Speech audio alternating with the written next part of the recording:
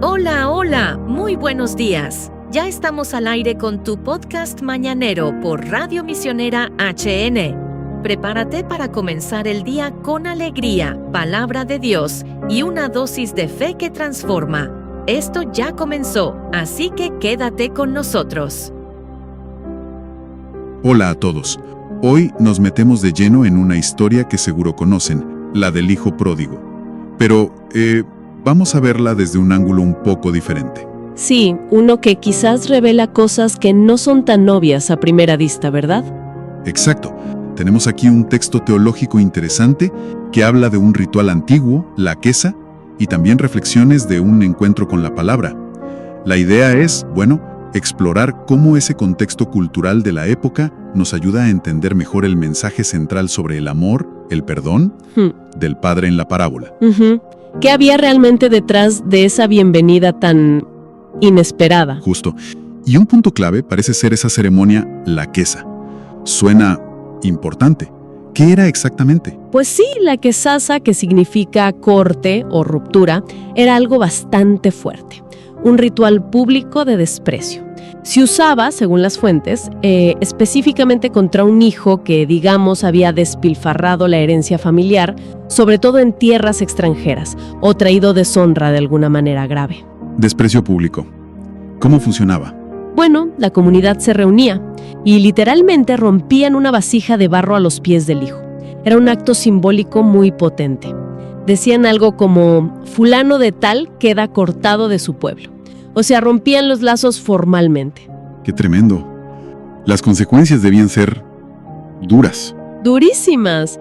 Podía implicar un juicio público, tener que devolver lo perdido, si era posible, insultos, el destierro, incluso violencia física, como sugerían algunas leyes antiguas, ¿no? Tipo Deuteronomio 21 con los hijos rebeldes.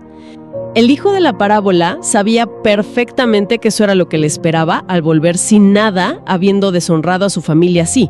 Claro, entender eso le da una vuelta completa a la escena del regreso. No es solo vuelvo arrepentido, es vuelvo esperando el rechazo total. Exactamente. Y ahí es donde el padre, hace algo totalmente inesperado. Sí, el texto dice que lo ve de lejos, sí, corre. Corre. Y eso es clave.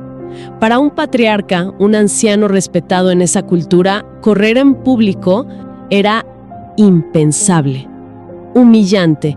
Significaba recogerse las túnicas, mostrar las piernas, algo que solo harían los sirvientes, los niños. O sea, no es solo la emoción del momento, hay un propósito claro en esa carrera. Precisamente. Las fuentes sugieren que lo hace para interceptar a su hijo antes de que la gente del pueblo pudiera siquiera pensar en iniciar la quesasa. Al correr y abrazarlo así públicamente, él se adelanta. Es como si dijera, alto todos. La vergüenza, si la hay, la asumo yo. Este es mi hijo y está en casa. Intercepta el juicio con misericordia. ¡Wow! Exacto. Evita la ley, la quesasa, con pura gracia. Eso cambia el foco, ¿no?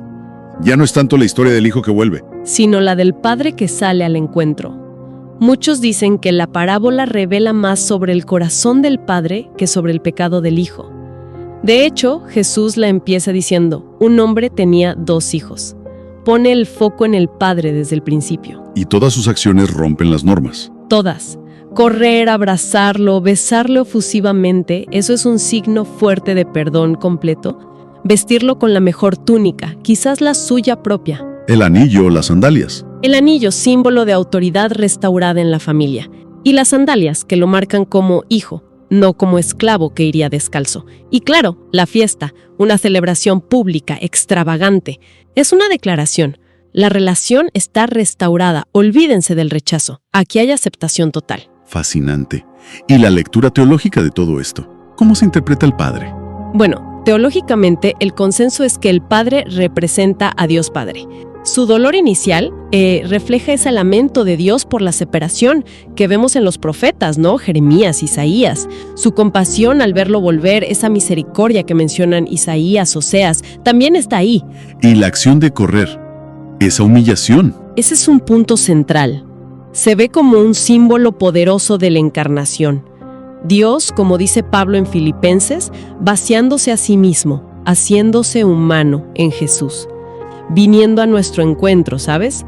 Asumiendo nuestra condición, nuestra vergüenza, para reconciliarnos. Juan 1:14, ¿no? El Verbo se hizo carne.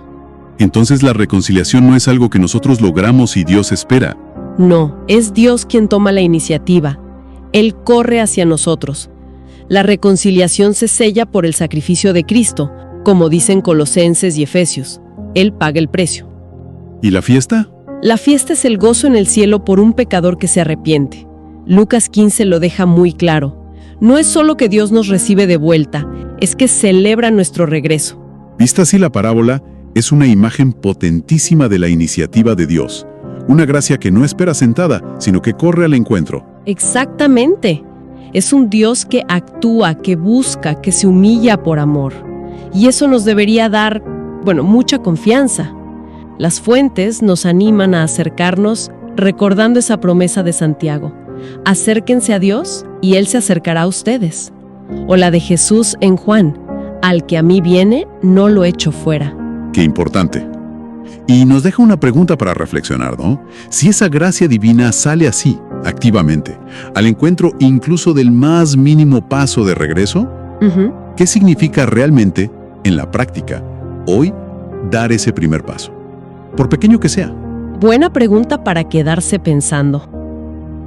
Y así llegamos al final de esta edición de tu podcast mañanero, una bendición más que hemos compartido contigo desde el corazón de Radio Misionera HN.